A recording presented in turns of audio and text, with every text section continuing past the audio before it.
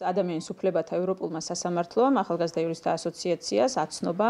რომ ზია ამაღლობელის საქმეზე დაწყებულია განხილვა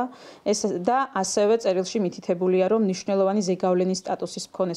საქმე შეიძლება გახდეს ეს მისი მნიშვნელობიდან გამომდინარე და ასევე გასათვალისწინებელია, რომ სტრასბურგის სასამართლომ საქმის განხილვა დაიწყო ძალიან მოკლე ვადებში. 2 თვის წინ გავაგზავნეთ, როგორც გახსოვთ, ზია ამაღლობელის საქმე ჩვენ სტრასბურგის სასამართლოში და უკვე საქმე გადავიდა შემდგომ ეტაპზე, როდესაც უკვე არსებითად იხილება იმ დარღვევებთან დაკავშირებით საკითხები, რასთან დაკავშირებითაც ჩვენ საჩივარში ვდაობდით. როგორც საზოგადოებისათვის არის ცნობილი, ზია ამაღლობელის მიმართ დაირღვა ჩვენი საჩივარი, ამას ეხება დაირღვა ადამიანის უფლებათა ევროპული კონვენციის ისეთი ფუნდამენტური უფლებები, როგორებიცაა თავისუფლებისა და უსაფრთხოების უფლება, რაც კონვენციის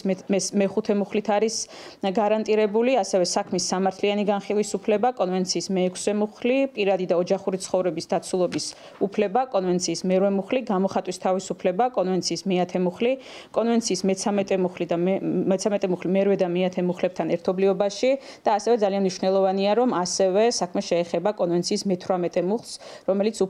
უფლებათა შეზღუდვის გამოყენების ფარგლებს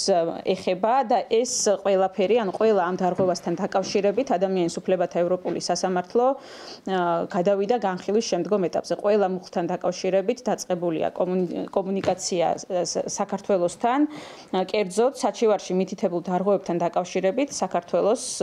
მიეცა შესაბამისი დრო, რომ მან უპასუხოს იმ კითხვებს, რა კითხვებიც ამ საქმიდან გამომდინარე სასამართლოს